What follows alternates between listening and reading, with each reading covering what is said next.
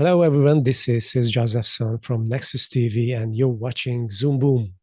Thanks very much for being with us, and I welcome Mr. Kenneth Scott from Gemstone University. This university is a knowledge platform for Pantera de Oro private society. And Mr. Kenneth Scott is a lawyer, and he's with us, and we are very pleased to have him here. Hello, Mr. Scott. Thank you very much. Nice to be here. Thank you. Mr. Scott, you're an expert in the things which concerned our world today, meaning you're expert especially in the legal part. So this is your expertise, especially. I would like to ask you about how we can develop a world, but before we come to that point, I would like to ask you, how did we get here to this stage where we are? And from this perspective, it would be wonderful to just summarize for our viewers where we are actually. And in order to do that, I would love to ask you to summarize to us from the beginning of our millennia. As we know, we started our millennia with a person called Jesus coming here, and he's forming a church. Some people say he was not a real person. Some people say he was. Anyway, what the conclusion was that his church became the ruling church of the Holy Roman Empire. What would you say about the Holy Roman Empire or the papacy, which developed from then on? Okay, big question. First of all, very briefly, I will give you a very brief summary of my background. I have been studying these subjects virtually my whole life. I'm now 68 years old, and I had a strong impulse and fascination with studying deeper things in our world at a very early age, 5, 6, 7 years old. And by my teenage years, I was studying, looking to find answers to root questions such as what you have asked. That led me into studying origins of religion. Eventually, I got into the law arena. About 32 years ago, I started studying law in 1990. And the study of law requires, if you really want to understand it, a true mastery of the subject of what we would call history. Now, history is a very multi-layered subject. There's the public narrative, the global narrative that most people are taught in school. And then there's a whole lot more that we're not taught, that we have to search out. Definitely. The study of law and the study of history will absolutely require you to then study the mechanics of the monetary systems, banking, finance, how money is created, and how the law and the money system work hand in hand. They're really flip sides of the same coin, as a system of creating a global system, essentially for the purpose of controlling all the people in the world, controlling all the resources, controlling the people so that they can be the labor force to take those resources and build a world system. We are now living in that world system. As we can readily see, as I'm sure you know, and your team and your viewers, the world system has been constructed to basically be a global prison. So that's the essence of it. So we need to understand, how does that work? Based on your question, what are the origins? You bring up Jesus, and as a millennial construct, going back 2,000 years, so 2 millennia, and entered into the 3rd millennia since 22 years ago. That, of course, then you raise the point. Is he a real person? Was he a fabrication? Then you asked about the Roman Church and the Holy Roman Empire. Most people group all those things together, but they're actually separate and distinct lines of development and creation that have been designed and do function synergistically or interconnected but it's very important to really get very precise in it. So I can outline what's required for that precision. We can't go into all the detail because that's something that's literally a lifetime study. What's required for that lifetime study is for somebody, a being, a man or a woman, or even young children, to have the passion to learn. Because the world designed through the education, the social and economic structures, and the political structures, and the media especially, pretty well creates an environment where people become dumbed down. They become habituated to accept what's considered normal, whether that's classroom normal in the schools or in the business world, the political world, or what's taught in the media.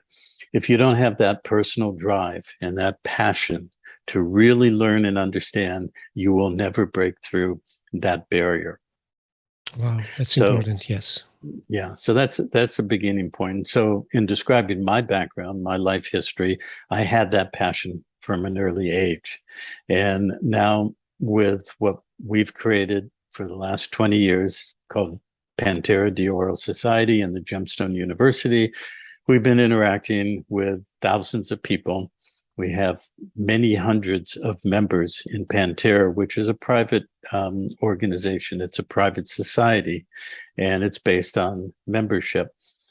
Plus, I do things to a limited extent through YouTube and other media platforms in terms of public interface and so forth. But by and large, we've kept it private because being private is a very key thing, and understanding the nature of jurisdiction and how the law form works within jurisdiction. There's a distinction between what's in the public and what's private. And so our organization is a private society. We have actually established our own jurisdiction. You can do that, but it requires a vast amount and precise knowledge, information, and how to integrate that. That means the private society you have is independent of the current system. Basically, yes, and it's used in the law form. And what's very important to understand of how we have done that is we don't polarize with the current system. We don't make it the enemy. There's a lot of details relates to the monetary system and how commerce, commercial instruments, commercial paper, the things we call currency, whether that's a euro, Federal Reserve note, or the other currencies. Ultimately, the definition of those is their circulating medium that are established as commercial paper within the public system. So I'll just say that for now. We'll come back to that because I want to address your starting question, the basis, the foundation, the origins, and the history of that, leading to what many people know and understand is the pyramidal and hierarchical structure that has the Roman Catholic Church at the top, controlling through 3 city-states that many of your viewers, I'm sure, have seen and understand. So we'll come to that in a moment. But ultimately, the Roman Catholic Church controls this world, or has up to this time, by the function of how religion has been created and structured. Obviously, a pinnacle or a key point of that is the New Testament, the life of Jesus, and the whole storyline that was developed with that, built upon the Old Testament.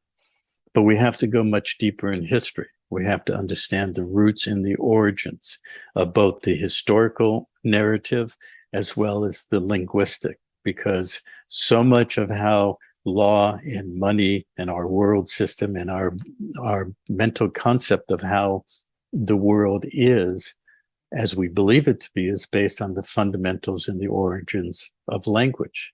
Language has been a tool that's been used over the last 5,000 to 6,000 years as a primary control mechanism, where we say one thing, we think we know what we're talking about. Obviously, English is your second language, but you speak it quite fluently. So I'm sure you understand a lot about the English language and the use of words. But we use a lot of words in our everyday conversation, in our legal proceedings, in our financial or business proceedings, and we think we know what we're saying, but when we get into law and the definitions of law, legal words, they actually mean quite a different thing. And then when we go even further back and we look at the construction of the religious structure, obviously the primary controlling mechanism or element of that is the Old and the New Testament. There's a tremendous amount of things that have been done through the history of the last 5,000 years that have taken the roots of language, utilized them essentially as a mind control mechanism, so that we think we're existing in one reality, but we're really Alice in Wonderland. We're through the looking glass, we're behind the mirror, and everything is talking backwards. You're familiar with the story of Alice in Wonderland, right? Yeah, sure. And actually, when we are hearing phrases like "land of the sea" and so on, then we think that they live in a wonderland. Those people who talk about that, they are in the wonderland. Actually, we are in the wonderland when we are not understanding them. Is it right? Yes. We are actually living in a real world, the physical world. A lot of people in spiritual paths and New Age beliefs and even religious contexts like to say that, oh, this world is an illusion. It's not real. But the reality is the physical world, the life systems, the plants and animals and the ecosystems and the water systems and everything, and our physical bodies, that's real substance. But our mind and our consciousness has been entrained to project itself behind the looking glass, where we say something that we believe is what we're saying, has a definition, but it's actually the opposite of that. The controlling mechanisms of the legal system, the monetary system, the political system, they will take what we say based on those original definitions or those definitions in law. So that's a generalization. We don't have time to go into that in detail, but this is the kind of thing that we teach in Gemstone University. So people... Would you just express one example, please, so that people understand, because that's not really graspable for the first time for someone who hears it. Sure. You're not really speaking the real language. I mean. Right, exactly. Well, for example, you referred to me as Mr. Kenneth Scott, because that's the name, the two names, Kenneth and Scott, that I use for most of my documents now or things that I do in the public. First of all, the word Mr., we take that as just a natural thing. Here's Mr. or Miss or Mrs., but it has a definition in law that's quite different. Secondly, my full name that's on my birth certificate, that's includes my family name, is Kenneth Scott Cousins. Now, why don't I use the name Cousins anymore? Well, I use it in a specific way, but if I say I'm Mr. Kenneth Scott Cousins, I've just actually, in the language of law, defined myself as a fiction. And then I've defined myself as something that is owned and controlled by the system. I'm here in North America, the country called United States, and people in the United States, by and large, say that, well, we're a constitutional republic, and this is the land of the free and the home of the brave. But there are many things that have happened in the last 150 to 200 years that literally turned that upside down. Because in actual fact, the United States in the last 150 years has been operating as a corporation. That corporation was put into bankruptcy starting in 1933. And actually, there was an original bankruptcy as soon as the Constitution was issued in 1789, as soon as they sat the first Congress and the first president. So we believe we're in a free system here. But in fact, it's a mirrored system, and it's been turned inside out. So starting in the year 1933, the United States was put into full bankruptcy. And when you use your full name, including the family name, what people call a surname, that you are actually saying that you're a fiction in law, not a real living being, and that the surname is actually tied to part of that corporation that's in bankruptcy. This in turn goes all the way back to Roman law. This goes back to Rome 2000, more or less 2000 years. You're speaking of Jesus Christ 2000 years ago. Well, that happened in a particular time in history, 2000 years ago. And as we all know, that they do teach us, Rome created an empire, and it had, significant military force, and it conquered a good part of Europe, Northern Africa, all the way to the Western Isles, what we call the British Isles right now. And they established a law form that was essentially the rules of war and the rules of conquest. And then they created a law form called Roman civil law. Roman civil law is how a body of people that in Latin is called the civitas, how they are going to be managed, what the rules that apply to the civil body.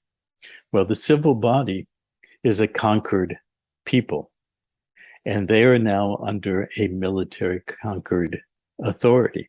Okay, so you're in Hungary, you have, and that was part of Roman territory 2,000 years ago. There are things that were put in place over the last 1,500 to 2,000 years that established other things in Europe, and also primarily through Spain, but secondarily through England. This structure of Roman civil law or military conquest was extended to the Americas, first through the Spanish Empire, and then secondly, ultimately through the English Empire, what we call the British Empire. And that involves the Holy Roman Empire. Okay. But in the way you presented it, you made two things as if they were the same or the equivalent: the Roman Catholic Church and the Roman Holy Roman Empire. Okay. They're two distinct entities. Okay. Did you know that? No, I didn't know that. Okay. Well, the history of the Holy Roman Empire is that in the years, roughly the 5th century, 400s, through to the 8th century, the 700s, certain things were occurring in Western Europe, primarily in the area we call France. Certain bloodlines were brought from the Middle East and started establishing a position in France, eventually in northern France, in the area that we now call Paris. And the culmination of that is in the year 800. This man that is known in history as Charlemagne, or Charles the Great, became the first Holy Roman Emperor. Okay. Between the year 800 and the year 962, that evolved into Europe. And in 962, it became formalized by a man who became the Holy Roman Emperor, and he was known as Otto the Great. And he was in your area, not really Hungary, but you've got Hungary, and then you've got Austria, Germany. That central part of Europe was the beginning of the Holy Roman Empire. Okay, it's a distinct, different entity than the Roman Church. The Roman Church emerged in a similar time frame because you have the Western Roman Empire and you have the Eastern Roman Empire. You got Rome and Constantinople. They were created in the early centuries of from the time of Jesus to 400, 500, 600. But the Western Roman Empire as an empire collapsed in the year 473. The Eastern Roman Empire, based in Constantinople, lasted another 1,000 years. It's called the Byzantium Empire. Okay, it lasted till somewhere around the 1470s. In the meantime, they created the Holy Roman Empire to be a distinct and parallel entity. And by the 1400s, the Holy Roman Emperor was always from the House of Habsburg. Okay, you're familiar with the House of Habsburg, Yeah, right? definitely. Okay, Yeah. so based in Vienna. And then what happened with the basically the Austrian Empire over the next few hundred years? It became the Austro-Hungarian Empire. So then that includes your country, and Austria became essentially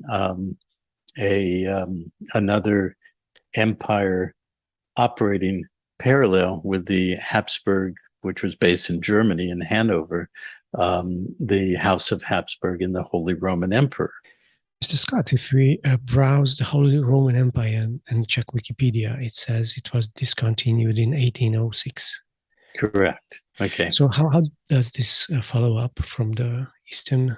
Well, because in 1806, basically the House of Habsburg was defeated by Napoleon. Okay, so that's a key period too. I mean, again, we've got vast elements of history that have intersecting, and it can be complicated, but this is what I've studied along with the study of law and otherwise to see how the flow of history moved over thousands of years to eventually create this global world system that we have today. So Napoleon, of course, attempted to conquer all of Europe and set himself up as the emperor. He defeated the House of Habsburg in 1806, and so that's technically the collapse of the so-called Holy Roman Empire. But prior to that, from the early 1500s, there was a Habsburg who was sitting on the throne of Spain starting in the early 1500s. He was Carlos V, and he sat on the throne in 1520. And he was actually a grandson of Ferdinand and Isabella, who had consolidated the Spanish state in the late 1490s. So he then was appointed or set as the Holy Roman Emperor.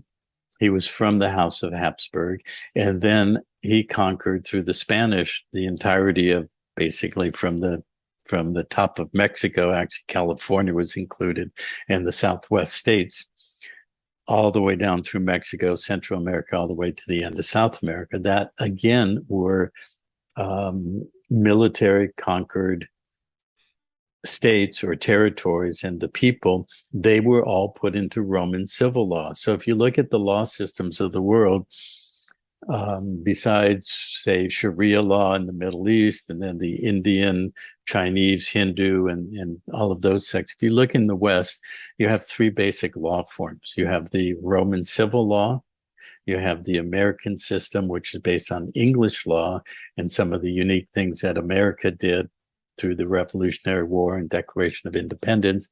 And then you have the British system, the English Commonwealth.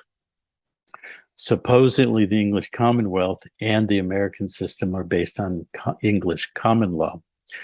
But through financial events, when America and all of the nation states were put first into a position of being corporations, and then those corporations were put into bankruptcy. Bankruptcy is a function of admiralty maritime jurisdiction. It's not the law of the land. It's the law of the sea. Yeah. And when an entity is in admiralty jurisdiction and it's in bankruptcy according to that jurisdiction, the rules that will be applied to the people and persons and property are going to be Roman civil law. So if we may just summarize it till here, so that was the Pope as the, let's say, religious entity, and then the Holy Roman Empire as the military body, let's say. It was more of a military body, exactly. They separated it, and they maintained the Vatican as the spiritual, non-military, but they set up the Holy Roman Empire to be the conquering entity to conquer these nations and ultimately put them all into Roman civil law, which is the law of conquered peoples. It's the management of the civil body. And who was the leader of these two bodies? Which one was the leader, the Pope or the Emperor? Well, the emperor was the leader of the Holy Roman Empire, and the Pope was, ostensibly the leader of the Vatican, the Holy See, the papacy, and all of that. What was their connection, if I may ask? So basically, this was equal, or they were under one was under the other.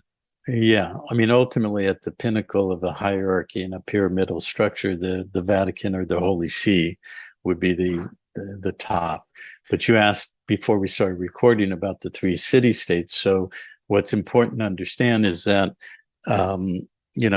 Carlos V became the Holy Roman Emperor from 1520 onward, and in the 1700s, it shifted to the English.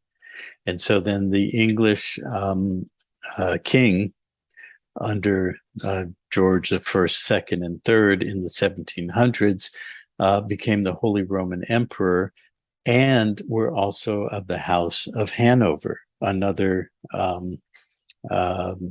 Germanic principality. So as you also know, I'm sure that Germany, what we call Germany today, was a collection of up to about 300 principalities until it was consolidated into a nation state in 1870. And so you have these things, you've got all these parallel historical movements moving side by side, moving towards an ultimate integrated global plan. I would love to mention in our discussion one major event about King John, the Magna Carta, and also the special agreements of Verona. If you may say a few things about it, because maybe this would be useful before we come to Washington. I believe you come to the point that the second city-state may be the Washington D.C. and how they come. Well, the second one was the city of London. Okay. Okay. Sorry. The city of London was established in very soon after the Roman period, and where we started from. You're asking about Jesus and all of that.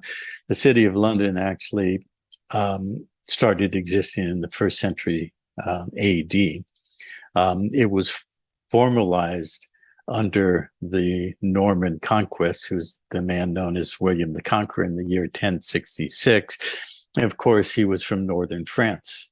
And of course, he was Catholic. So this was a Catholic extension to then establish the city of London. There's a lot of history behind that, going back to Mideast and events in the last century BC, first century AD. But it was the beginning of, or not the beginning, but the continuation of establishing what ultimately would be the three city-states: the Vatican, London, City of London, and Washington, D.C. And but by the time we have George III and we have the colonies in North America, the 13 colonies, he was technically, he was a Hanover, so he comes from the German Principality of Hanover, which had created bloodline unions with a lot of the Italian states, primarily Venice. And so you have the Venetian, what are known as the Venetian Black nobility, or the Venetian oligarchies, that started in probably the 400s and built vast amounts of wealth, built the banking system, had interface with the East and West. Even though Rome, Western Rome, collapsed in 473, Venice started emerging in that time period. So by the time you get into the 1000, 1100, 1200 centuries, you've got Venice, very powerful, that's been working with Constantinople, or the Byzantium Empire. Like the Medici families and so on. Yeah, the Medici and the Orsini and all of the rest. And by the 1200s, those Venetian families started moving up to the era that we now call the Netherlands. And then you have the Dutch principalities. And there was actually a period where in Holland or the Netherlands, it was called the United States. So that was the first United States in the Netherlands. And then they established their Dutch East Indies Company, Dutch West Indies Company, and you have the British East Indies Company, and you have the other companies, Royal Charter companies coming out of the city of London, such as the Hudson Bay Company, the South Africa Company, many other companies.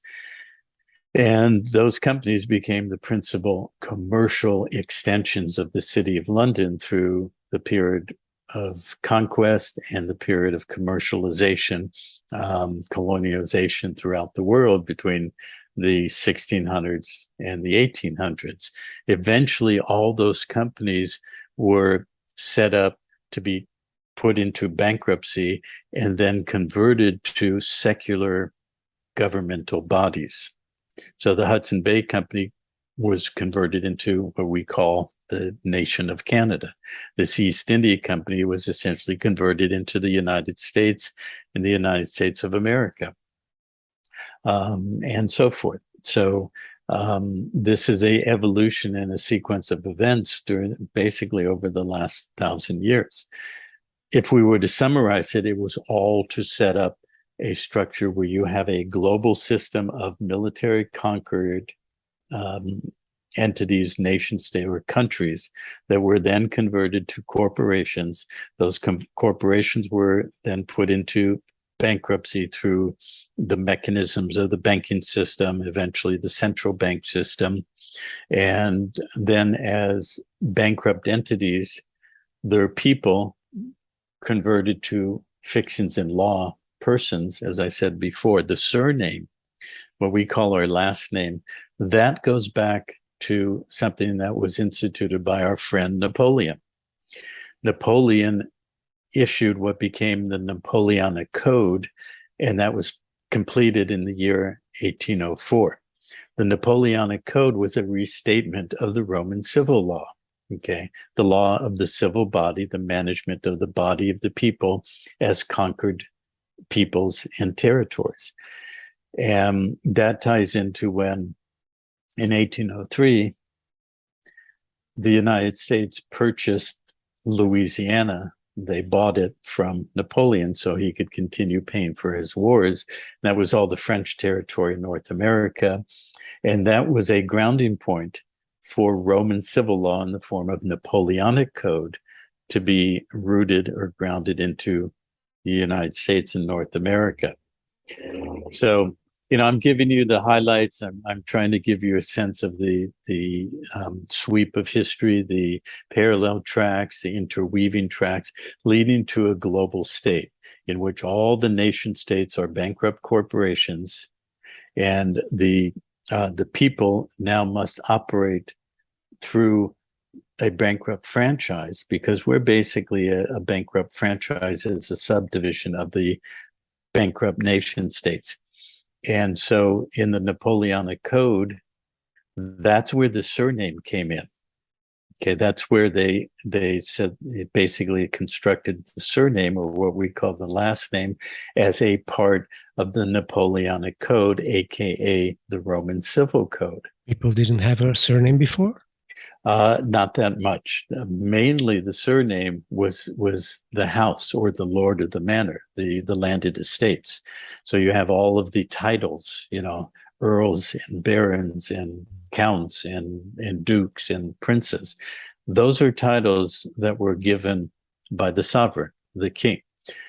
The king in turn was all the houses of Europe, all the monarchies and of England. They eventually were distributed to be controlling through the monarchies and the sovereign status of the king or the queen, basically all of Europe, as a grant of authority and power by who? By the Pope, who was the one who always, either himself or his delegate, put the crown on the king's head. Okay, was the Pope. Okay, so if somebody accepts a title from somebody who's essentially in a superior position. That superior position owns and controls that entity, crowned as a king or crowned as a queen, and so forth. So, how could the Pope do that? Why was he able to do that legally? Was that connected to the, let's say, the 1213 agreement? Well, that's a major part of it, because that's what happened in England. What you have to understand when you ask about John is in 1213, John conveyed all rights, title, and interest in his crown, in his land, and his kingdom to the Pope. Okay, are you familiar with that? Yeah.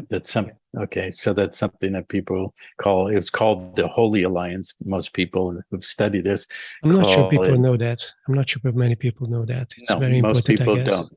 Yeah, it's, if you look it up, if you put the year 1213 Holy Alliance, you will find that essentially John feared for his mortal soul. He had sinned and all these other things. So the binding aspect of all of this ultimately does get back to the religion, and which we will come back to, because we started with, discussing the roots of religion and the roots of language. And that really starts with Sumeria, moves into Egypt, moves into Acadia, the Akkadian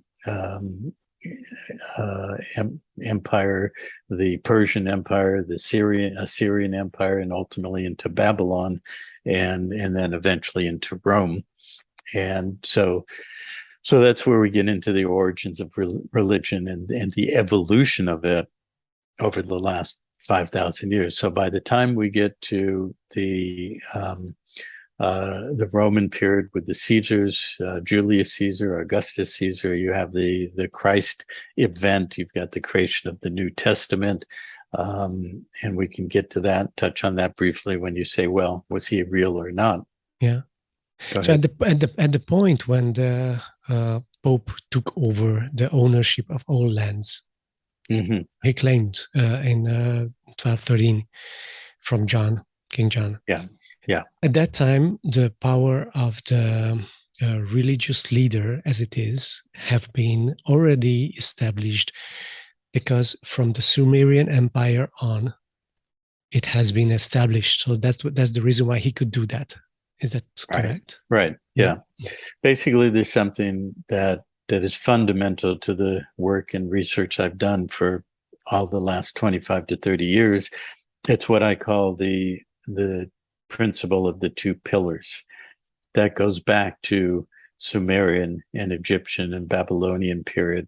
And it's also in the esoteric, because if you don't also include understanding and integrating how it fits together, the esoteric, you're missing an entire major piece of it. And that's something that I've been immersed in studying since a very early age, since I was 7 years old.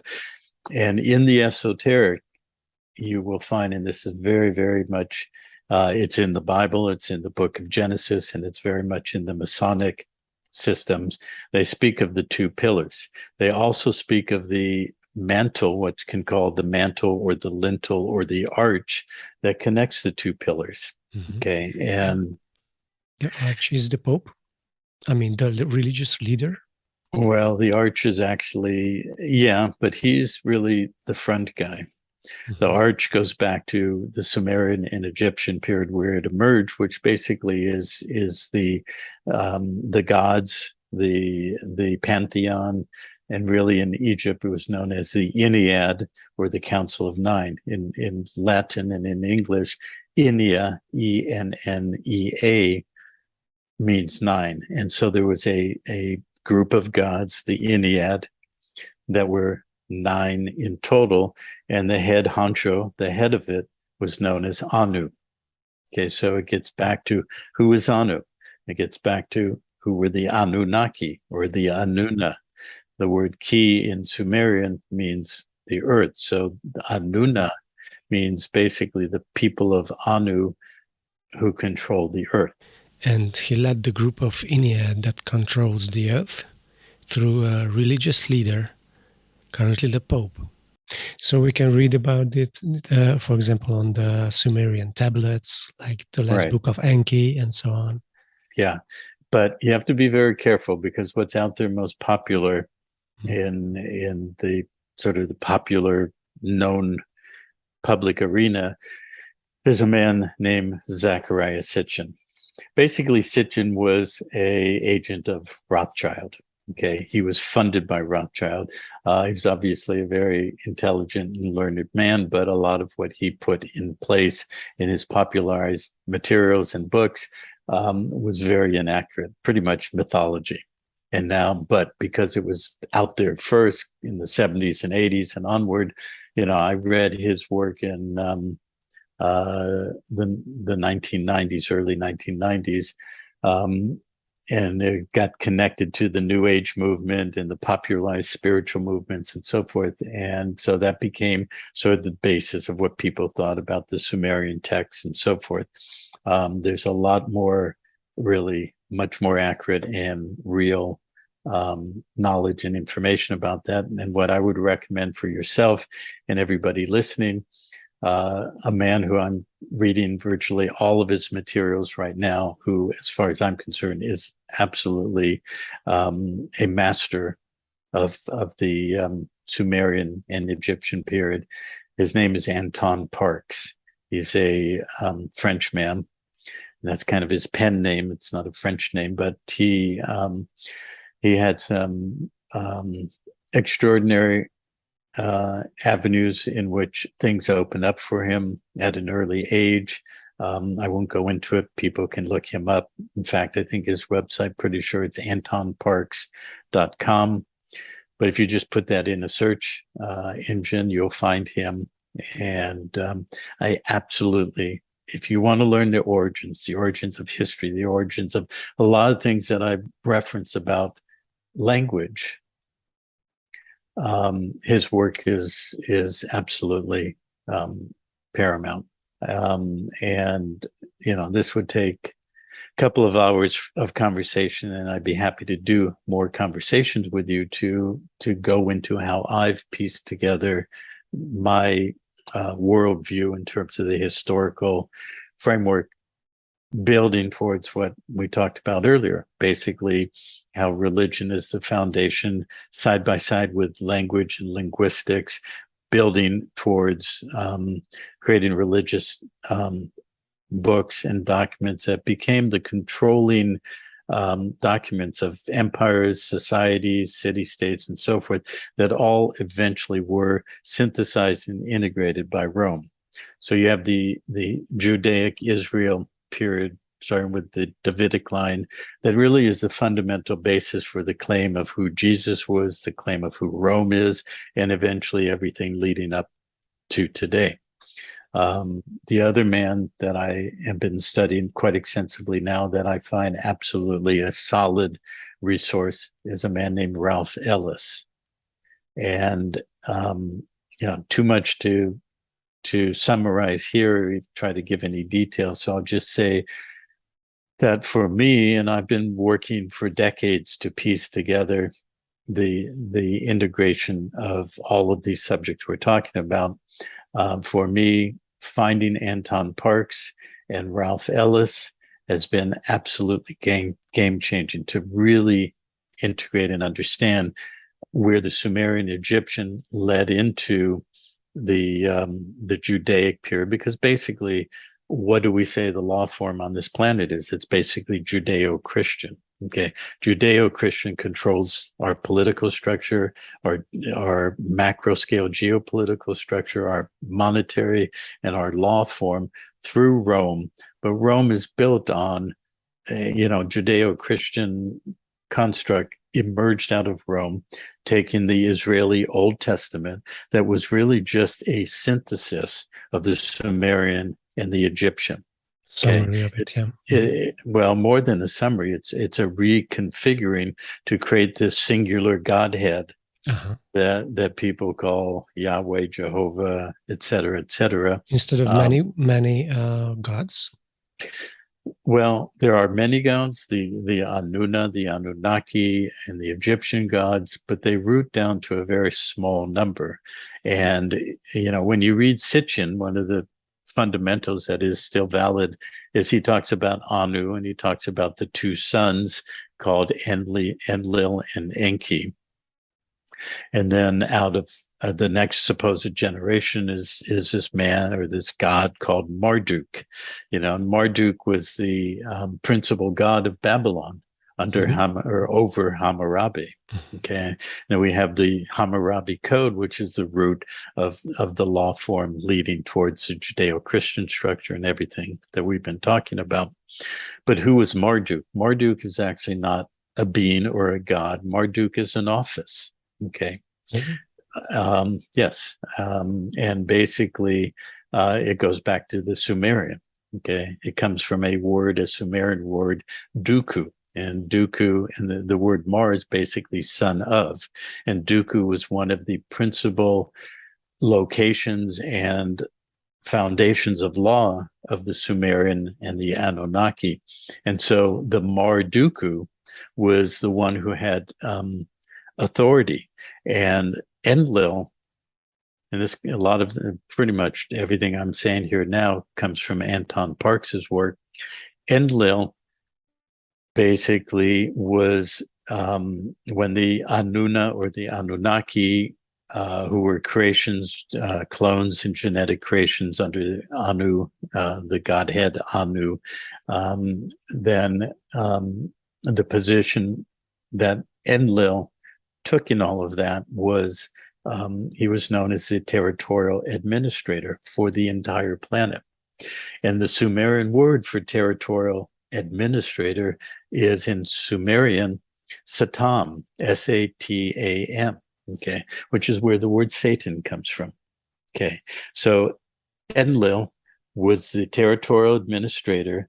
And what do we have today? We basically have everything I've talked about with the politics, the nation states, the bankruptcy, the 3 city-states. It's all about territorial administration through military conquest. And religion?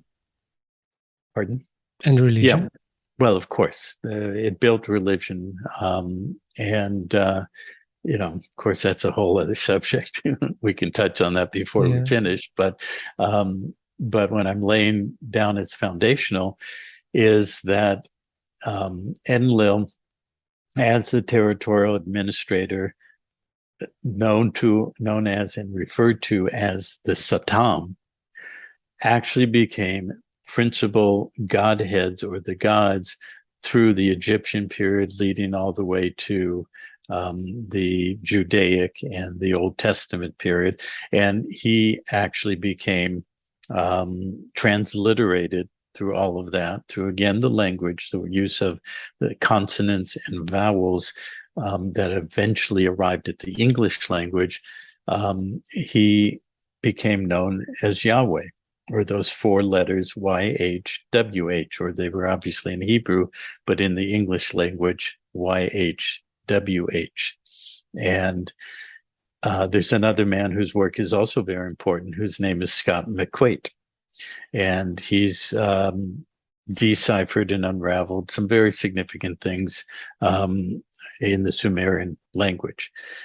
And the Sumerian language is the building blocks of the Sumerian language is something called a logogram. Logo in Latin and English, basically word blocks. You could call them a word block, logogram. Yeah. And the Sumerian is always written in English in capital letters. So you have the word, say, Enlil or En-ki. Well, the word En in Sumerian, capital E, capital N, basically means priest, or you could translate it to be Lord. En-ki means the Lord or the priest or the administrator of the earth, ki being the earth. Okay, and Lil is, I actually forget what Lil, the root of it in Sumerian, but it's a variation of that. When we get to the Hebrew language, a lot of it is built on Egyptian and Sumerian, Aramaic, and related languages in Hebrew. And so by the time we get to the period in the so-called Babylonian captivity, of the Judaic or the Israeli tribes. Babylon was the powerhouse of the world at that point. I mean, it was the controlling city-state. It was the city-state of who? Of Marduk. If you look at the history of Babylon in that period, Marduk was the controller. Okay, but Marduk is a title. It really is referring to Enlil. And Babylon had the biggest libraries in the world, all the Sumerian texts, the Egyptian, and so forth. And so this so-called captivity of the Israeli priest, they had 50 years in the Babylonian libraries directed by Enlil and Marduk and his priests and so forth to construct the books and the structure of the Old Testament, because it was leading towards building the foundation of Judeo-Christian law form and religion, and basically the global system we're in today. So Abraham was a high priest in the Babylonian system, was he? Well, no. Abraham would go further back in history. Actually, if you go into Ralph Ellis's work, he identifies, see, Ralph Ellis has really deconstructed all the Egyptian period, the different dynasties, and who actually were Egyptian pharaohs, who were what then got transliterated to become King David, Solomon, and so forth. Abraham and Moses, these key building blocks, they were Egyptian, either high priests or pharaohs. And then their names in Egyptian became transliterated into Hebrew that eventually come down to us in English. Okay. Quite a complex structure, huh? Yeah, it is. And question would be that there was a pharaoh, as I remember, Akhenaten, who showed his, let's say, his god next to him. They called it in the Egyptian times Sobek or Aten. So this entity looked just like a crocodile sitting next to him as a sculpture. Yeah. Was this Enlil? Well, this was Enlil. Yes, yes, this was Enlil. Okay. Yeah. Okay. But also you have to understand and know that during that period from really 1900, 1800 BC all the way through 1000 BC, so 800 or 900 years of Egyptian history. And this is where the work of Ralph Ellis is really significant, that ultimately you have two competing factions. And there were two Egypts. There was what's called Lower Egypt, which is actually higher on the north, up near Giza and the Delta area and so forth. And you have Upper Egypt. Well, Upper Egypt was basically controlled from the city called Thebes. So you basically have the Theban priesthood controlling Upper Egypt. And they were more pantheistic. They had the multiplicity of gods. They have Isis and Osiris, Set, Nut, Nuptis, and all the other Egyptian gods. Then in Lower Egypt, Upper Egypt south, is it? Upper Egypt is south. Okay, down. And if you look on the map on the Nile, Thebes is much further south than Giza and Heliopolis and the Delta and so forth. So starting in the 18th dynasty, that culminated in the man known as Akhenaten, who was really in the original kings or pharaohs of his dynasty. He was called Amenhotep, and he was Amenhotep the fourth. But then he brought forth the Atan, the one God. So this is where monotheistic structure came in. And then if you look at linguistics again, the language, the phonetics, the word Atan or Aten is easily seen as the basis of the Hebrew word Adonai. Okay. And also as well, you go into Greek or Greece, you see the word Adonis, Adon, So you have Adonai in Hebrew, you have Adonis in Greek. What does it mean in Hebrew, if I may ask? Well, Adonai basically is the same as Aten. It's the singular God. It's the monotheistic God that then ultimately became known as Yahweh or Jehovah. But you see, you take those four letters, YH, WH, for what we would say as Yahweh. And if you match those with vowels, those are consonants, right? And the Hebrew language is primarily a consonant-based language with the marks that interset the vowels, which can be changed with the same consonants. But going back in the Egyptian and the Sumerian, it's basically a consonant. These are consonant-based languages. So if you take Yahweh or YHWH and you mirror it with a vowel to where the letter Y becomes the vowel I, the letter H becomes the vowel A. So if you look at the shape of an English H, if you just close the top, it becomes an A. Okay. You take Y, which also in English is considered a secondary vowel, and it will replace the vowel I. So I and Y can be interchangeable. Okay, so you have two H's, which become two A's. You have Y, which becomes I. H's become A, Y becomes I. And the other one, W, basically becomes the letter or the vowel U. I mean, listen to how we say the word, double U. Okay. And when we write AW, it looks like two V's. And V is really just a hard sounding U. U is a softer vowel. V is a harder consonant. Okay. So V and U can be interchangeable. You've got this letter W, which is really two V's, and it's the sound of it is W. So you have going forward from left to right, I-A-U-A. But in all these things of the manipulation of language to create language as a mind-controlling structure where people say one thing, believing it's what they're saying, but it's something entirely different. You can take I-A-U-A and turn it around. A-U-A-I. Okay. Do you know what A-U-A-I? No, don't try to pronounce it. Just look at the vowels, the letters. A-U-A-I. Do you know what those? Okay. Write out the word Anunnaki. Right. These are the... There are the vowels of the word Anunnaki. A-U-A-I. Okay. Oh, yeah. So what we see on the front is YHWH, but what's mirrored and inverted or reversed are the vowels for the word Anunnaki. Okay.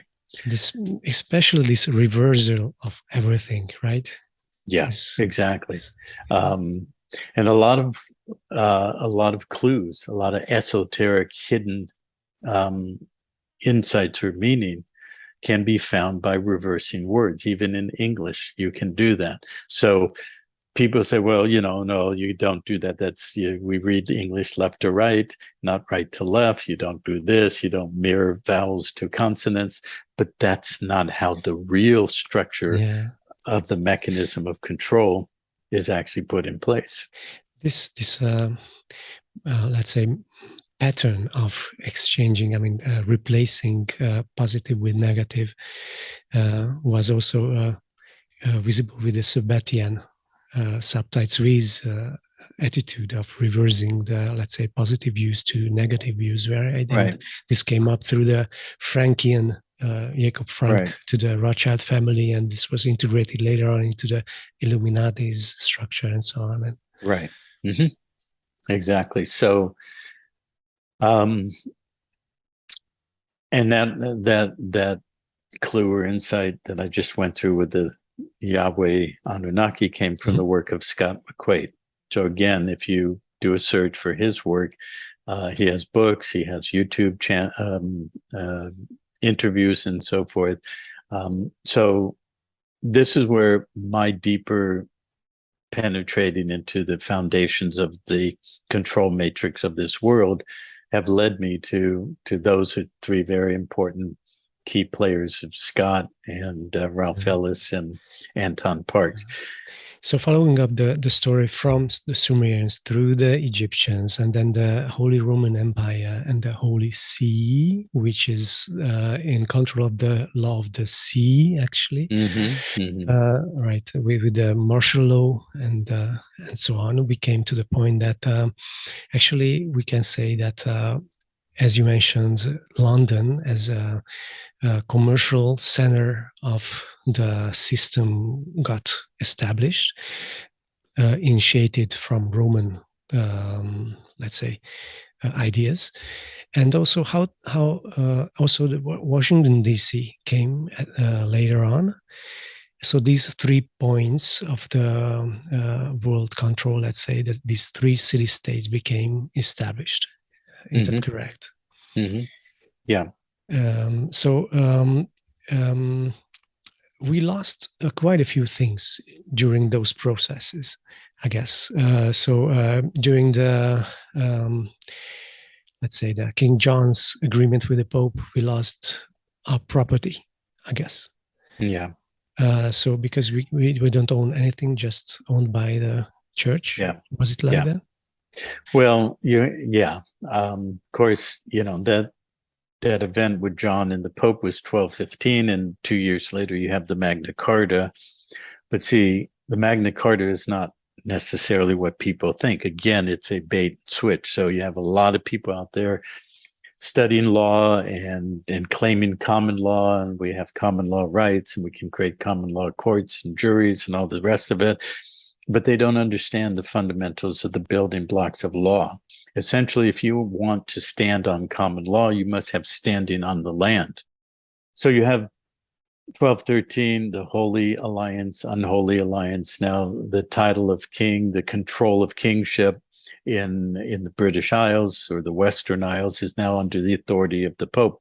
2 years later, you have the barons who have landed title. They've been granted land by the sovereign, the crown, the king, and they have a relationship with the crown, with their land. They have what's called an oath of fealty. This is the feudal system. Fealty basically translates to loyalty. You pledge an oath of fealty to your sovereign who has granted you land. So it's a reciprocal relationship between the crown or the king, the sovereign, and the land. So these are what are called landed estates. They're really titled estates because they all have titles. They're given titles such as Earl, Duke, Count, and so forth. And that title passes from one living man to the next living man. That is called a sestakavi, which is known as in English would be defined as a living beneficiary. So that's what attaches to the land. Going back to what I said about the 2 pillars and the arch, which is Anu, and which is really also Yahweh, which is ultimately Enlil, as the Satan or the Satan office of Satan as a territorial administrator. That also is representative esoterically in all systems that are really fundamental to all of this as 2 lines, the line of the king and the line of the priest. The priest controls. Would you just hold on for a second? Just let's make it clear and straight for the people. So Enlil, as Marduk, as the Satan, is the God of the Bible. Yes. Yeah. Okay. And look at modern events now. Look at what the Roman Catholic Church has. They have images everywhere relative to representation of reptilian forms. There's the hall of I forget what it's called, but this big hall that's the pictures are out there all over, and it's got the 2 big eyes and the snake's tongue and everything. I mean, they're just telling you right there. It's hidden in plain sight. Mm. So back to the two pillars, which is fundamental. It's talked about in the book of Genesis. It's fundamental to the Masonic initiatory system. It's totally in our architecture. It's in every capital, the Roman style arches and pillars and so forth. But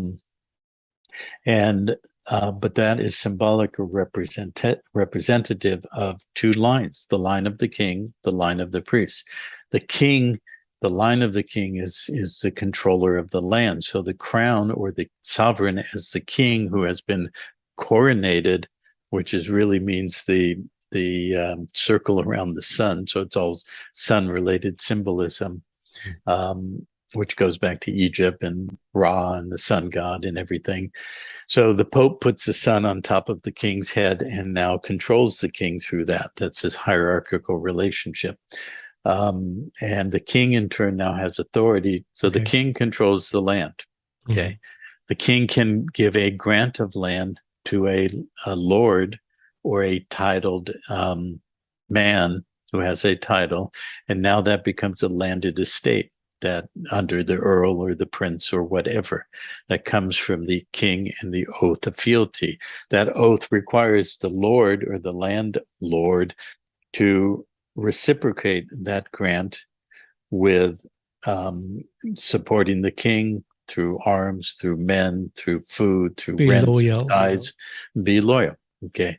If that loyalty is abrogated or breached, the king sends his army in and basically takes the land away.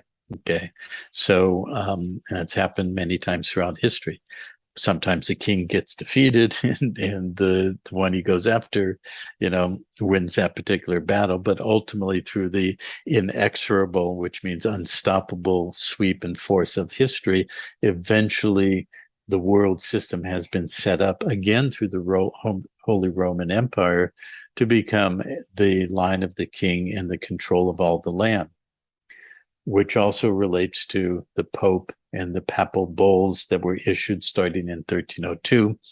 The first one in 1302, known as the Unum Sanctum, or the Holy Unity, or the Sanctified Unity. And where is it sanctified? It's sanctified on the Holy See, which in Latin is the words that we get English for Holy See, or are sedis sanctum. Sedis means seat, sanctum means sanctified or holy. So the sedis sanctum is the throne of Peter upon which the papacy or the apostolic succession has been built. So the two letters of sedis sanctum are SS, and it just converted that to an English euphemism, basically the Holy See. But as you pointed out, the word see is what's known as a homophone, which means same phonetic or same sound. So the word see, S-E-E, reverts backwards to Latin as sedis, or the seat, but it also reverts forward to the English word sea, as in maritime, S-E-A. It also reverts to, or goes forward and refers to the letter C, which is the beginning letter of the word. Well, it's also Columbia, but it's also the word commerce. Mm-hmm. Yeah, and Columbia comes in too, because columba is the Latin word for dove. And this is where you get and the other Latin word for dove is dovid. And this is where they get an anagram of the word David. So David is known as the dove or the columba. This is why you have District of Columbia or Columbia. You have British Columbia, which links, across North America from the west over to District of Columbia. So it's all about creating these images. And of course, in the 60s, the peace movement adopted the dove as the symbol of peace, and they didn't know really what was behind that esoterically and symbolically. And you have the peace symbol, which is really the upside man being hung by his feet with the three bars in the head, and exactly like that. So we've been massively led down a path of illusion and fantasy, which is Alice in Wonderland, the opposite of the mirror. Everything we think on the front side is real or relevant is really reversed on the mirror, and it's hidden behind that. So you have the line of the king controlling the land. You have the unum sanctum as the unified, sanctified unity under the papacy and so forth. And essentially, there followed for about another 250 years a series of papal bulls or decrees from the Pope that established several fundamentals. The primary one is that the Pope basically said, all land, all flesh, and all souls belong to me. Okay, under the illusion of the authority that he is sitting on the throne of Peter, who was authorized by Jesus in the New Testament.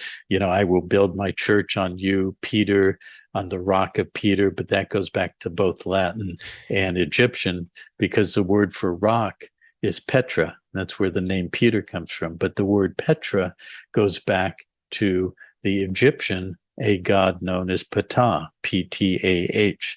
So this, again, is how we root back to the language and back to the Egyptian and the Sumerian. And the line of the priest is the law of the priest. The priest dictates the law. You can do this, you can't do that. This was written into the foundational documents in terms of the Old Testament.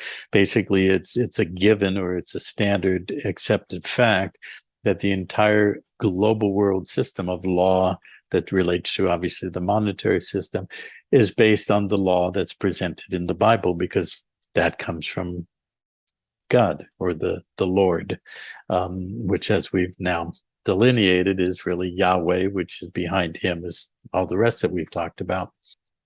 I started in the beginning by saying that the Pantera Society is a private society. You have to understand how the law actually works, because there is, and this relates also to accounting and financial structure and everything, because we actually are living simultaneous in two realities.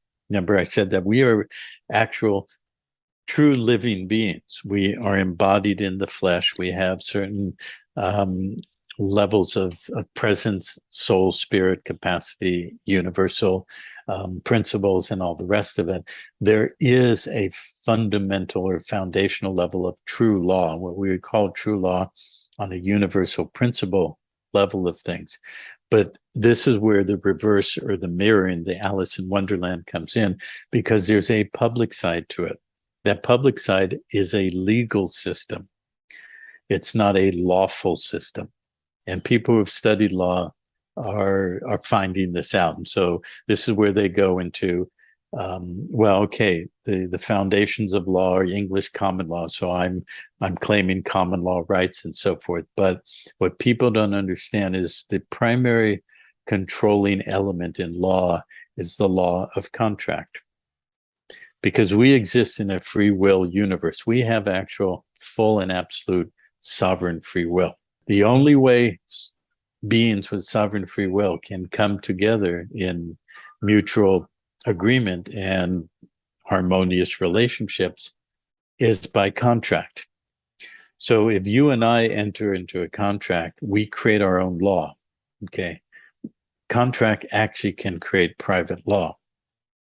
But when you read contracts, almost all contracts establish the law form and the jurisdiction of the contract back to the public side. So you and I can create a contract, and you and I agree that we're going to do such and such.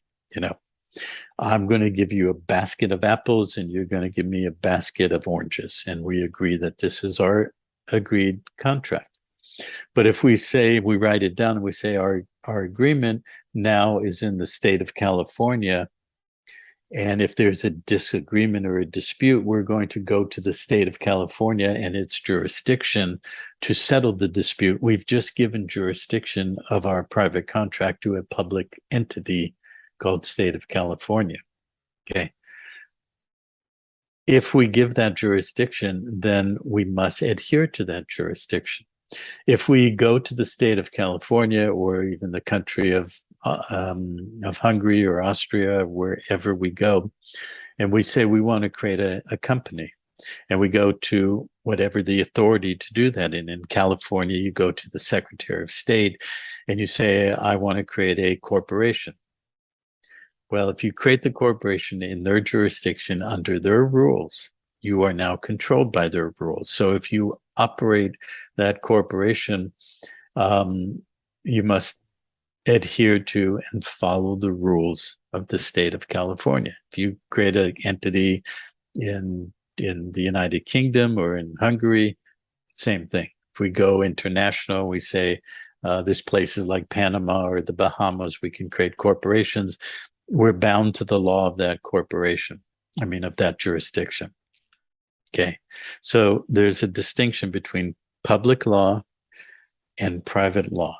Public law is the legal system. The legal system, when we get into the root of the word legal has the same root as the word allegiance or allegiance. Now, have you ever heard the phrase liege lord? No. Okay. Well, we're back to the landed estates, the living beneficiary, the cestacea, the titled land, of the earl or the duke or the lord who's been given land by the sovereign, and the land and the oath of fealty. The oath of fealty establishes that the crown who has granted the land to the landlord now, that's called a oath of allegiance. Okay, we can call it an oath of fealty, which is loyalty, but it's also an oath of allegiance. That then establishes the crown sovereign as a liege lord. Allegiance, liege lord. That's an oath of loyalty or allegiance. Okay, the word liege and allegiance and legal and legislation all have the same root. When we are in the state of California, we're under their legal authority.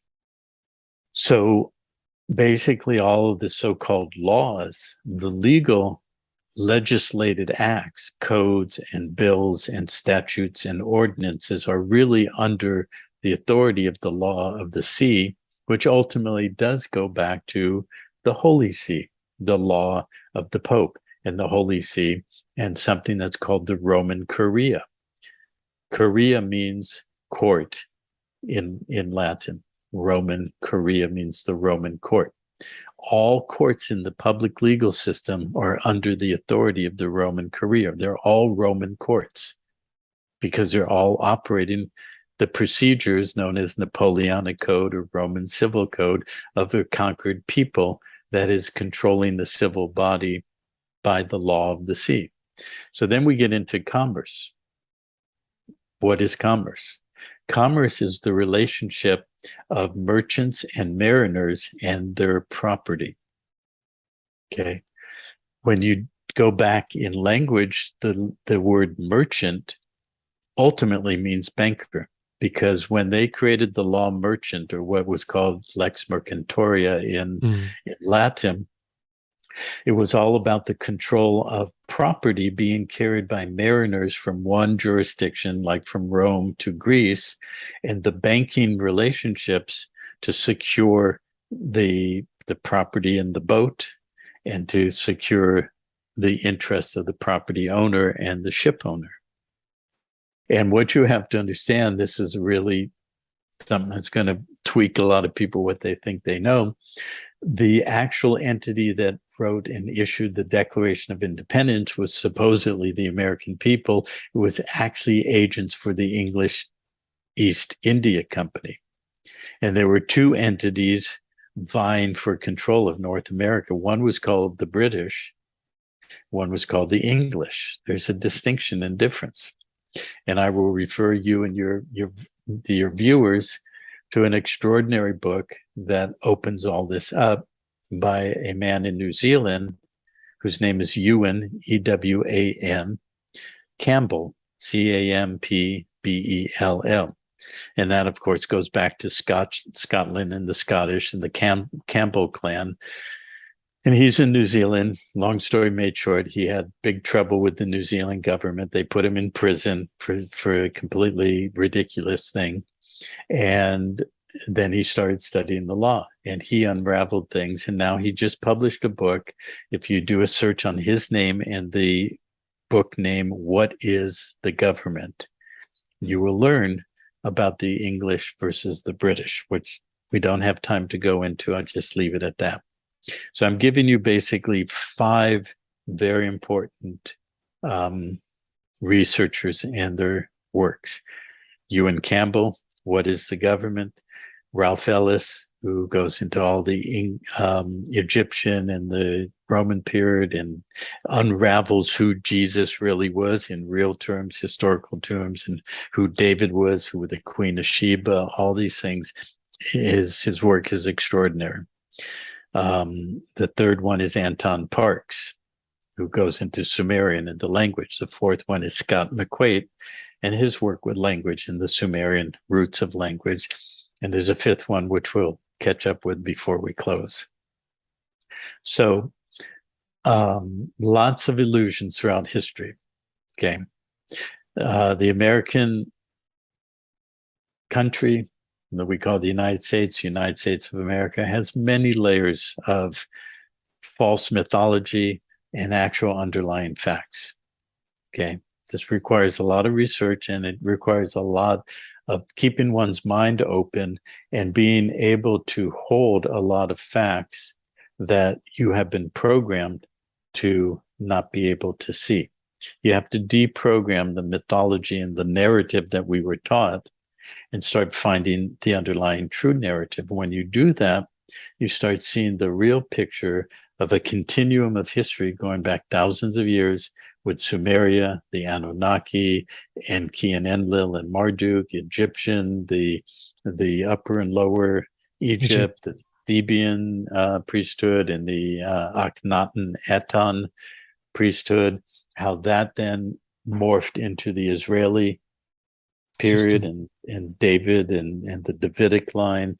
The Davidic line ultimately became the monarchical houses of Europe, and where they justified that became the basis of Rome, the Roman Church, and then the Holy Roman Empire, leading ultimately to a complete global conquest that was all ultimately legal because of one fundamental thing. The fundamental is that we live in a universe that is based on sovereign free will. We actually have full, absolute sovereign free will. But in sovereign free will, we can contract with another being. And if we enter into a contract voluntarily, then we can modify or diminish our capacity and our standing and create a bond to another jurisdiction. The word jurisdiction in Latin, it means, juris means law, diction means the word of the law, but juris underneath that also means oath. So when we contract our sovereign free will as a voluntary contractee with a public legal system, we are giving an oath of fealty or allegiance. And when we do that, we are required to follow all of the rules, which are legislatively created to basically create the rules that manage and control the civil body in the Roman civil legal system. So because of not being aware of that, we continuously through time, we lost our property. We lost property by the Verona Agreement. Mm-hmm. Then we lost peace through the law of the land, law of the sea. Mm-hmm.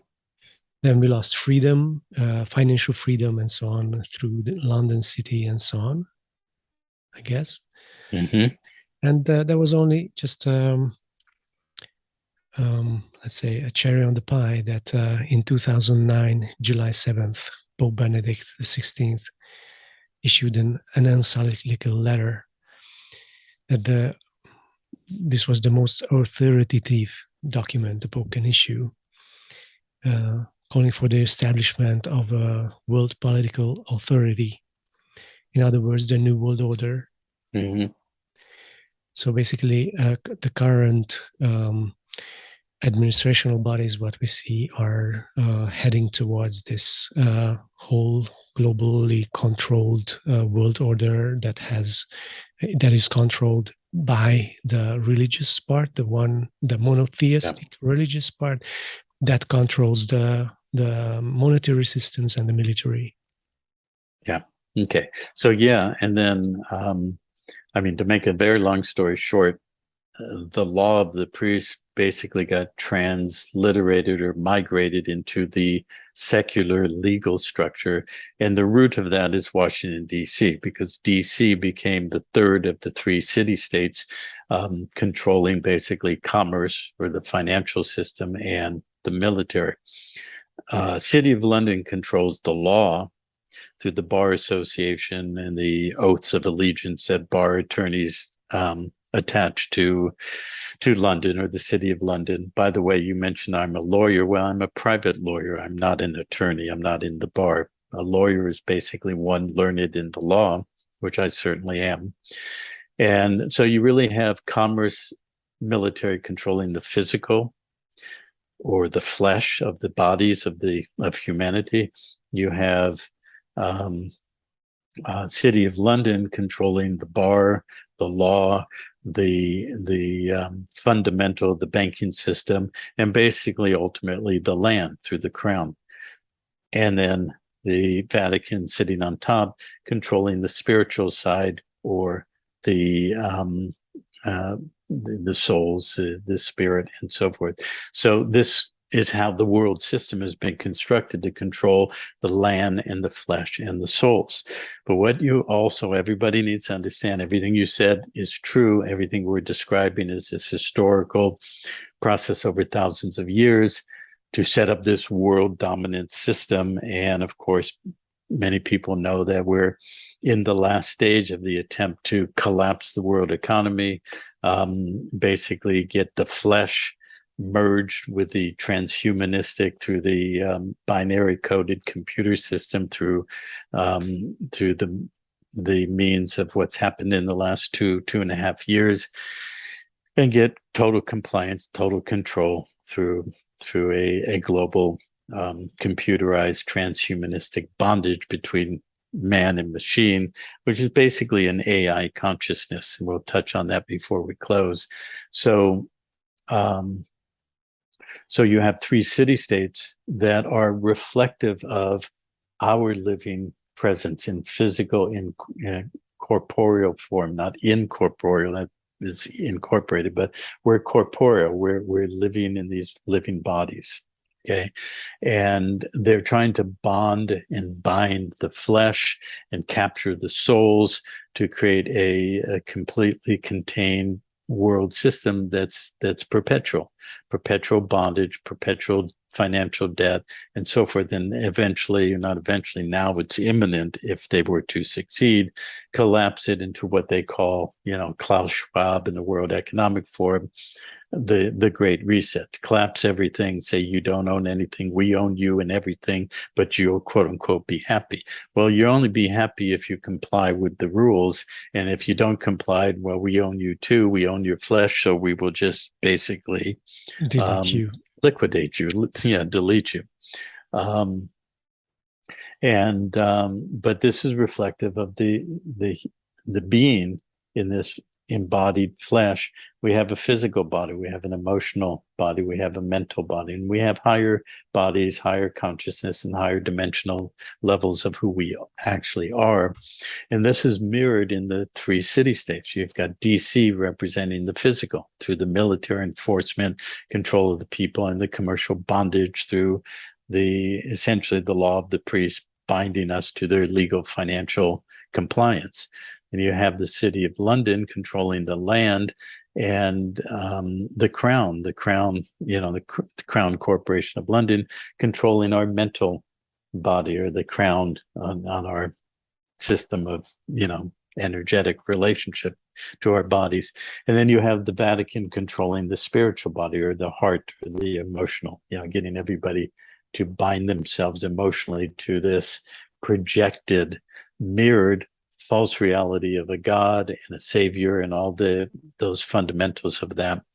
And so really what we're talking about ultimately is there's a true template of life in this world, a template of a living system that we're integrally part of. We are unique as expressions of that life, but we're also one with that life. They're trying to mirror it and create a false mirrored reality of that. It has the similitude of true reality, but it's a projected, mirrored, false reality. Okay, that's why our consciousness, through mind control and amnesia of who we are, forgetting all of these fundamentals, it seems like, well, this is a real world. It seems like this is, church and state and popes and saviors and governments and kings and priests and presidents, that they're here for our benefit, which they're not. I think I got your point, or the direction of this conversation, which goes into the level of understanding the deeper reality, which resides in us and in our minds. Before we come to that back for a little bit, may we just stay with a physical level for a moment, because usually the question comes, what we can do now, what can we do now in order to be able to let's say handle this situation, or to jump out of it. And there are basically two lines which we can focus on. One is the individual part, what an individual can do, we as people, or we ourselves as people, living beings, let's say, feeling living beings. And the other one is what on a governmental level one can do. So, what a government can do. So, okay, well, excuse me for interrupting, but let me get right to the core of that. Okay. What I was just saying is basically we have a living template, a real reality. We have a false, projected, reversed, mirrored reality that we've been seduced and entrained to believe is real, that we are required to align with, and all of that. It has, the current world system has all the original building blocks of the real reality. What we are required to do is to learn and understand the difference between what's real and what is a projected similitude of that mirrored reality, and then understand how those building blocks, that they turned around upside down, inside out, just as with the language as I described it and everything else, that we have the capacity, because see, we have volunteered to attach ourselves to that system. We thought that in order to survive in the money system, in the legal system, we had to follow all the rules, and we had to comply with the way the money system was set up. But the money system was set up to ultimately turn the entire world into a bankrupt, attach the collateral, which is how the rules of commerce works. There's always a secured creditor, there's a debtor, and there's the collateral. Well, the world system set it up that all property on the planet and all living beings became the collateral against this global debt. All the nation states, from Hungary to everybody else, every other nation state, were turned into also subdivisions. I said state of California is a corporate subdivision of the bankrupt United States. Well, so is Hungary now. So is the United Kingdom. So is Australia. They're corporate bankrupt entities. And this was designed to basically seize all of the property, people, and so forth, and bind it according to that papal bull to own all the land, the flesh, and the souls. But there's one key thing here. As a voluntary contract, we can rescind that contract. We can remove ourselves from the bondage. We have the capacity to do that. You asked about what does it mean to have standing on the land? Well, in law, English common law, when a titled man has a title, earl, duke, and so forth, they are on the land. They have a grant of land. They have the oath of fealty relationship, and they have standing in law. This goes back to the Magna Carta. The Magna Carta was only between the king and the barons who brought this to the king and basically said, you better sign this. the feudal system, the serfs were landless. They don't have land. They don't have standing on the land, which means standing in law. Also, if you are a bankrupt under maritime rules, admiralty, civil procedures, you don't have any standing in law. Until you properly separate yourself from that voluntary bondage and oath of jurisdiction, you have no standing. Standing is equivalent to having the capacity to state a claim. If you go into these legal jurisdictions, you actually have no standing in law. You must be represented by an attorney who attorns you or turns you back into a public person, and you actually have no rights, no standing. You can't state a claim, and the court will act for what's best for the public state. You have no standing to state a claim, and you have no standing to stake a claim. When you stake a claim on the land, you actually put 4 stakes in the corners and you claim it, and that becomes your land. You can't do that under your impaired status. So on an individual level, most important fundamental thing is education. I can tell you all these things, but in this 2-hour conversation, we've touched on vast amounts of understanding and knowledge and integration and history and law and money and all the rest of it. Just me telling you will not basically build your own inner capacity to really integrate this. So education is fundamental. That's why we created the Gemstone University, and we're about to start building a global media platform, as you and I discussed privately, and we'll talk about next time we can get together.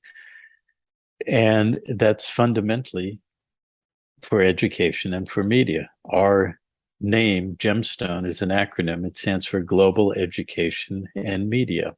Standing together, which means in a unified way, our noble expression, our expression of our own nobility. You know, this illusion that there are nobles, that there are kings and priests, and they're noble and we're just landless peasants, is bullshit. It's an illusion.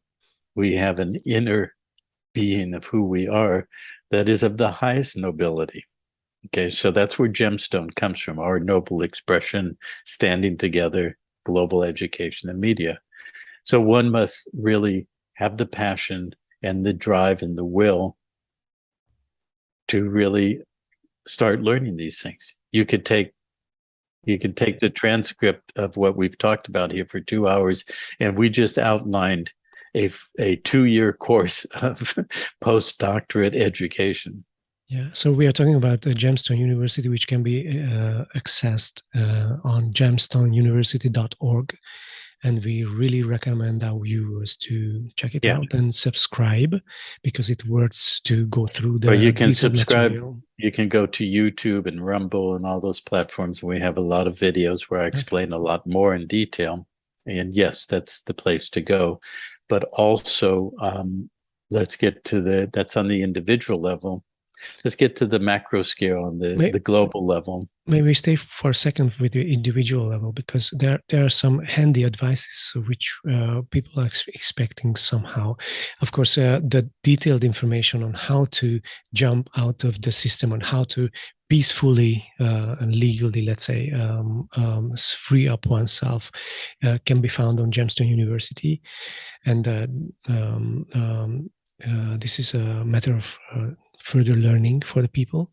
At the same time, for example, people are talking about creating barter systems, producing their own food, conducting home births, teaching their children at home, avoiding mainstream media, creating social networks. I mean, I guess these can also have as a medium solution. Still, one gets to the knowledge where one can also.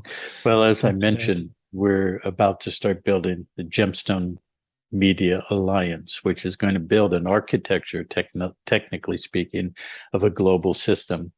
I don't want to get into that because I have to go in a few minutes, so I'd like to wrap up this conversation. Okay. But next time when we get together, we can talk about the media that we're going to build.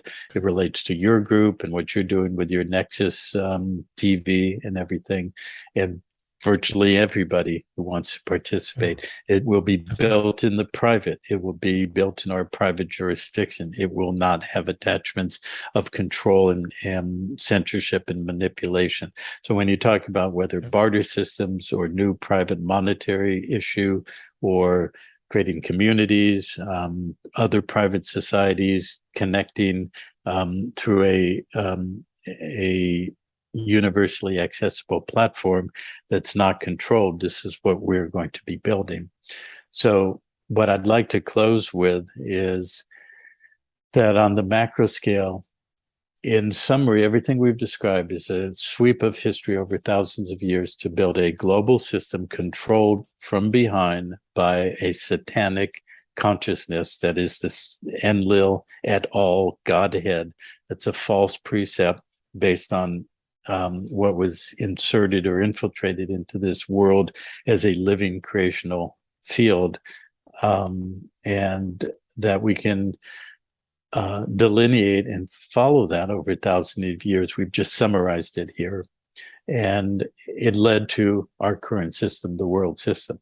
But there is also a counter force or an emerging force that has taken a position and set things up. Can't go into the detail of that now because we don't have the time.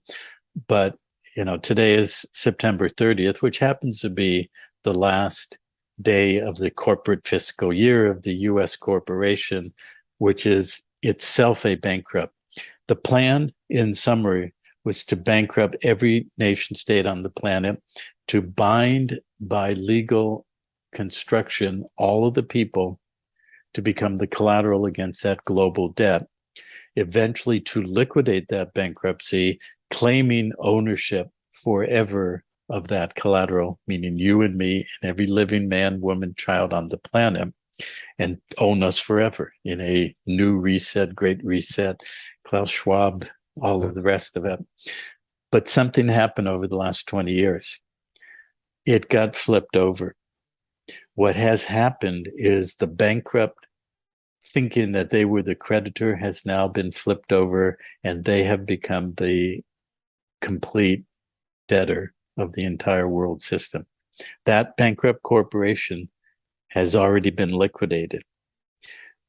This is the precursor to things that will happen over the next couple of months. What will happen over the next couple of months, for one, is going to be made public. It's going to reveal all of the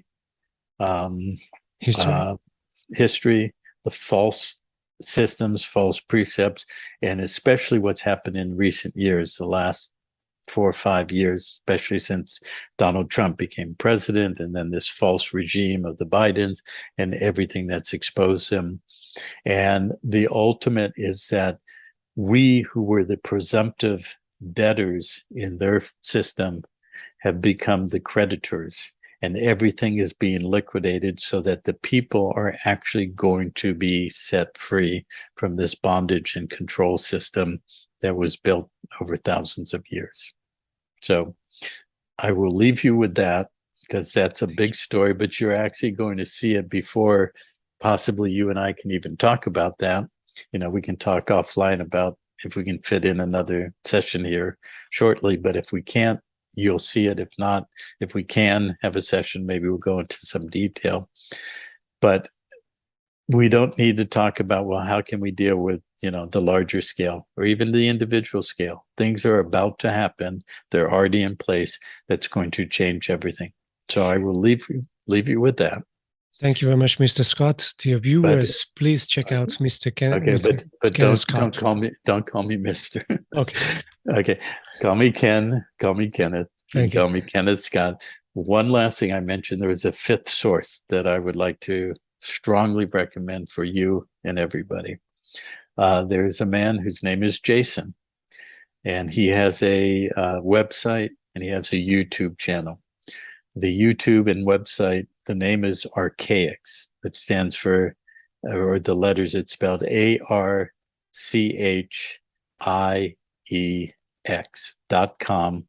or Archaics. You can find it in YouTube. Jason is absolutely brilliant. He's the most extraordinary researcher and teacher that I've ever found. And he has a grasp of history and the details of it that are beyond reach. They're phenomenal. He actually spent 26 years in prison in Texas from the age of 17. And during those 26 years, he did nothing but read. And he read thousands of original historical books going back thousands of years.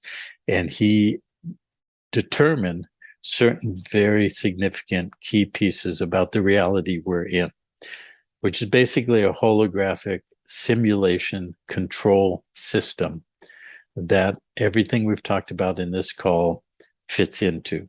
So I'm going to leave it at that because it's way bigger than even that description, but it's totally integrated with my work, the other people I mentioned, and other things. And if you want to know the truth of the reality we're in, read those authors I said and connect to archaics.com.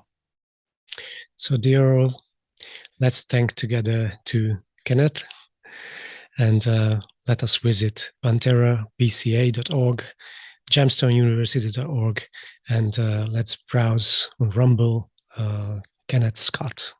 Thank you very much. Yeah, not Kenneth Scott. Look for Gemstone University and YouTube and the other ones. Great. Okay, great. Thanks very much for your time. Thank you. Appreciate it. Thank you. Thank you, Kenneth.